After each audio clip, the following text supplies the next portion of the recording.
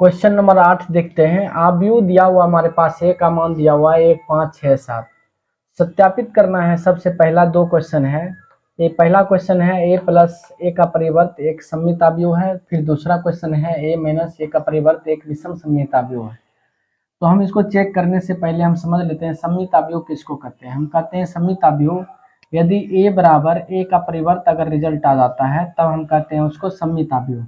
अब इसको चेक करना है हमको सममित आव्यूह, तो इसको मान लेते हैं, माना इसको कोई मान लेते हैं बी मान लेते हैं, माना बी बराबर ए प्लस ए डैश।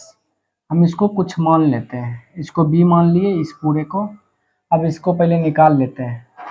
ए का मान देखते हैं, ए का मान लिखेंगे, ए का मान 1, 5, 6, 7 प्लस ए का परिवर्त है, ए का परिवर्त इसका परिवर्त निकालेंगे तो हम इसको उल्टा लिखेंगे 1, 5, 6, 7 को यहाँ पर लिखेंगे 6, 7।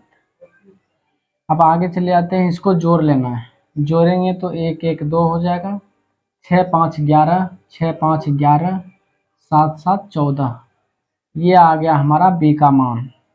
अब ये बी जो है जिसको ये इसको माने थे हम बी माने थे, इसी का हम क्या निकालेंगे, जैसे यहाँ पर बताए थे ए बराबर अगर ए का परिवर्त आ जाता है तब इसको सममित आव्यूह कहते हैं।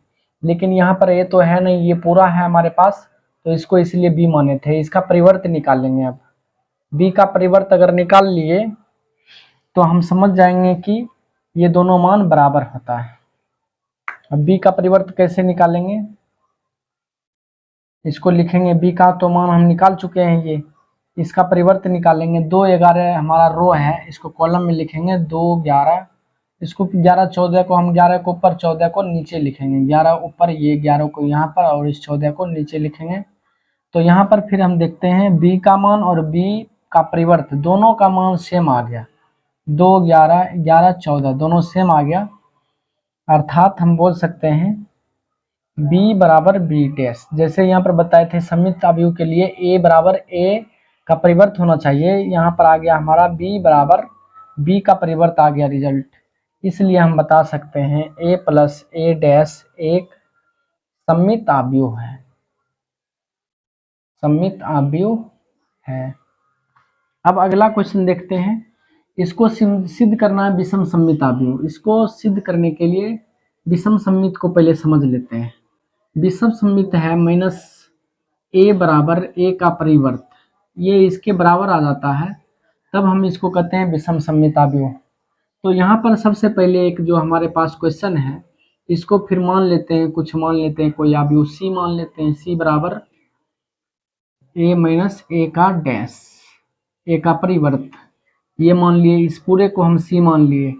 अब आगे चलते हैं, यहाँ पर ए का मान हमारे पास मालूम है, क्या है, 1, 5, 6, 7 ये लिख लिए, माइनस है ए का परिवर्त, ए का इसका परिवर्त जब हम लिखेंगे तो हम क्या करेंगे, इस रो को कॉलम में चेंज कर लेंगे, 1, 5 ऐसे लिखेंगे और 6, 7 रोज है इसको हम कॉलम में लिखेंगे 6, 7।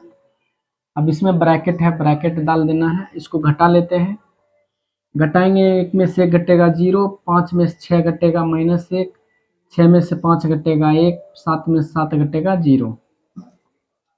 ये हमारा सी का मान आ गया। लेकिन हमको चाहिए विषम सममित होने के लिए माइनस ए बराबर ए का परिवर्त, ये चाहिए।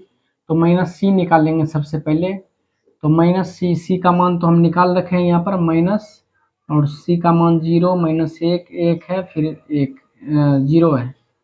माइनस से हम गुना करेंगे इसमें तो माइनस ये हो जाएगा 0, माइनस से इसमें गुना करेंगे +1 हो जाएगा, माइनस से इसमें गुना करेंगे -1, फिर माइनस से गुना करेंगे ये 0 आ गया। ये हमारा माइनस सी का मान आ गया।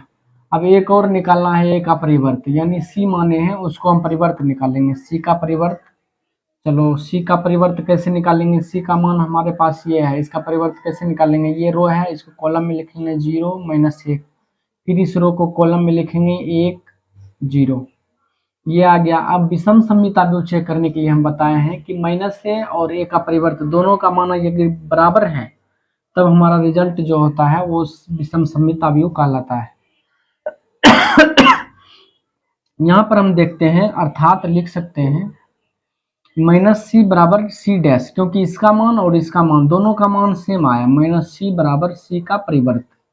ये आ गया जब रिजल्ट, तो हम बता सकते हैं ये पूरा जो है एक विषम सममिताव्यूह है। अतः ए माइनस ए का परिवर्त एक विषम सममिताव्यूह है, विषम सममित अव्यूह है।